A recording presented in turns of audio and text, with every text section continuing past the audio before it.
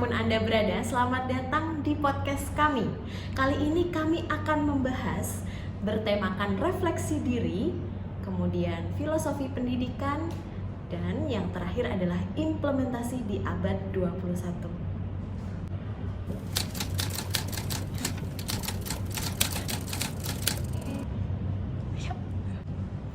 Baik, alasan saya menjadi guru yang pertama yaitu adalah panggilan dari dalam jiwa saya. Saya sangat suka dengan dunia anak-anak, keceriaan mereka, kegembiraan mereka. Kemudian saya juga sangat menghargai keunikan dari setiap siswa-siswa. Dan saya juga sangat cinta belajar dan mengajar. Karena satu tips belajar yang paling efektif menurut saya adalah dengan mengajarkannya. Kemudian moto hidup saya sendiri adalah belajar apapun agar bisa mengajar apapun. Alasan saya kenapa ingin menjadi guru karena yang pertama tujuan utamanya yaitu memberikan pengaruh positif kepada peserta didik. Nah, selain itu juga guru itu tidak hanya mengajarkan tentang bagaimana cara membaca, menulis, dan berhitung, tetapi juga mengajarkan tentang kehidupan, nilai-nilai etika, dan bagaimana menjadi warga negara yang baik. Alasan saya menjadi seorang guru yaitu karena tujuan utama hidup saya adalah bermanfaat bagi orang lain. Saya ingin mewujudkan tujuan hidup saya tersebut dengan menjadi seorang guru. Menjadi guru merupakan pahlawan tanpa tanda jasa yang saya kutip dari Ki Hajar Dewantara, yang mana guru rela berkorban untuk mencerdaskan anak bangsa. Menjadi guru adalah hal terbaik yang pernah saya pilih. Saya senang anak-anak dan menjadi guru membuat saya belajar bagaimana menjadi orang tua. Menjadi guru tentu bisa menyalurkan kecintaan saya untuk mendampingi, mengajarkan nilai akademis dan non-akademis kepada siswa. Saya senang dan menjalani pekerjaan menjadi guru karena saya suka dan memaknai bahwa kita sebagai manusia yang bermanfaat dan merdeka untuk terus belajar. Alasan saya memilih menjadi guru adalah dikarenakan guru merupakan sosok panutan dan dianggap sebagai orang yang mumpuni di lingkungan masyarakat. Guru digugu dan diniru. Ing ngarsa Songtuwado, ing madya mangunkarsa Tupuri Handayani, menjadikan slogan ini bahwa guru adalah sosok yang berwibawa karena pola pikirnya yang luas. Guru menjadi pilihan karena dihargai oleh pemerintah melalui dana sertifikasi. Dengan adanya dana sertifikasi ini, maka perekonomian guru akan lebih sejahtera.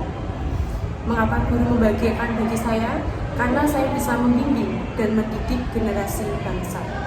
Mendidik generasi bangsa merupakan salah satu amalan untuk beribadah dan dapat mengamalkan ilmu pengetahuan.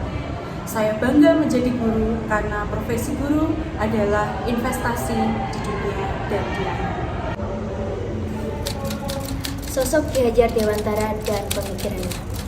Pada masa sebelum kemerdekaan, sosok Ki Hajar Dewantara dan pemikirannya. Pada masa sebelum kemerdekaan, Ki Hajar Dewantara berperan dalam perubahan pendidikan di Indonesia, di mana beliau berpandangan bahwa pendidikan pada masa kolonial tidaklah mencerdaskan tetapi hanya mendidik manusia untuk bergantung pada nasib dan bersikap pasif. Oleh karena itu, beliau berkeinginan untuk mengubah pendidikan di Indonesia ke arah yang berdasar pada kebudayaan nasional. Salah satu contoh pemikiran beliau yang dipakai pada pendidikan Indonesia saat ini adalah pandangan mengenai jiwa merdeka yang harus ditanamkan pada generasi penerus. Oleh karena itu, perlu adanya pendidikan nasional yang merdeka pada anak-anak untuk memperjuangkan kemerdekaan nasional baik secara lahir maupun batin. Konsep tentang pendidikan yang didasarkan pada asas kemerdekaan. Konsep tentang pendidikan yang didasarkan pada asas kemerdekaan tercermin pada program Merdeka Belajar dari pemerintah, di mana guru dan siswa mendapatkan kebebasan dalam menentukan sistem pembelajaran. Ini merupakan bukti bahwa gerakan transformasi pendidikan yang dilakukan Ki Hajar Dewantara memiliki peran penting dalam perkembangan pendidikan di Indonesia. baik itu sebelum maupun sesudah kemerdekaan. Hai teman-teman, hari ini kita akan membahas tentang keterkaitan pemikiran Ki Hajar Dewantara dengan pembelajaran di Indonesia pada saat ini. Hai Oki, bagaimana kabarnya hari ini? Baik, alhamdulillah baik. Baik ya. Nah, seperti yang sudah saya bicarakan pada awal bahwa kita akan membahas tentang keterkaitan pemikiran Ki Hajar Dewantara dengan pendidikan di Indonesia pada saat ini. Apakah sudah siap untuk membahas pembahasan kali ini? Iya, siap. Ya, untuk pertanyaan yang pertama itu bagaimana perbedaan antara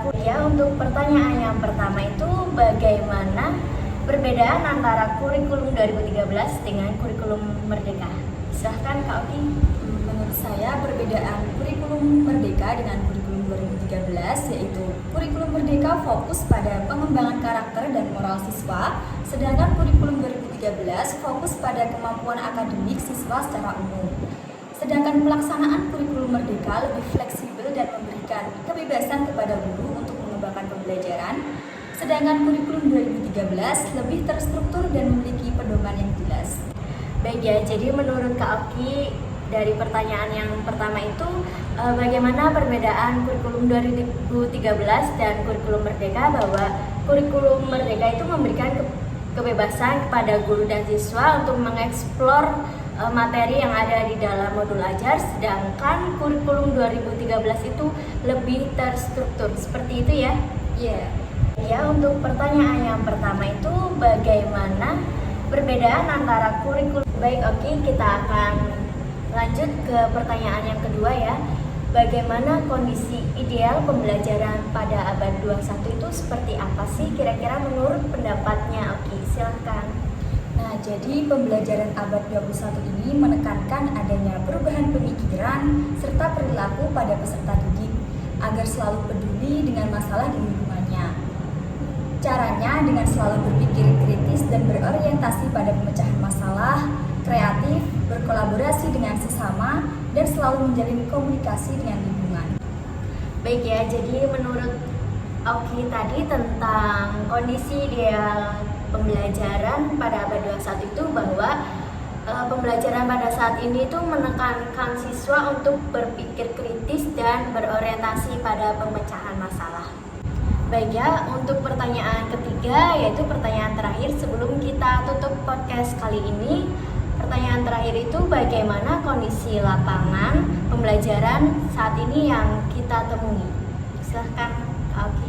Untuk pembelajaran saat ini, anak-anak di sekolah terlihat aktif karena pembelajaran sudah menyesuaikan dengan kurikulum Merdeka. Guru-guru juga banyak membuat pembelajaran yang berbasis aktivitas di luar ruangan, seperti mencari harta karun, memotong, dan menempel.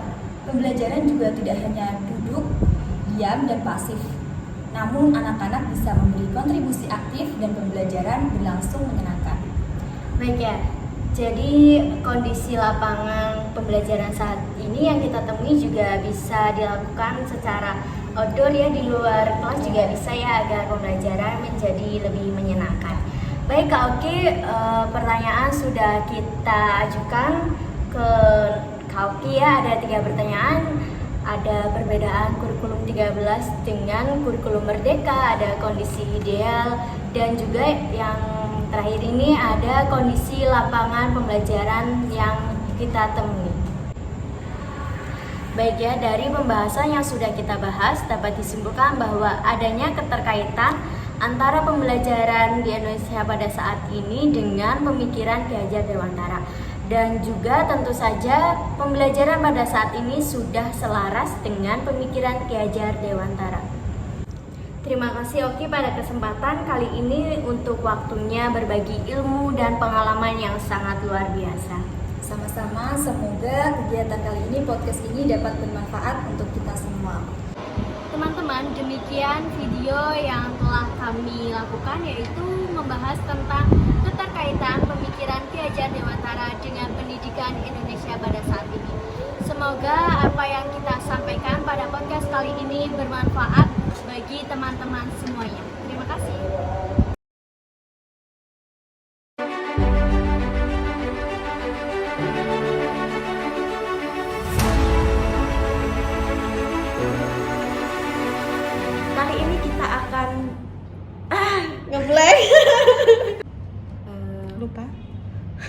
lupa, saya akan mengingat kembali.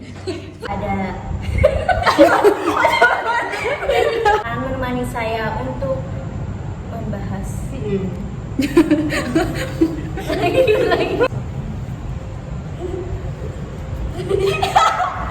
serta pengalaman yang sangat luar biasa.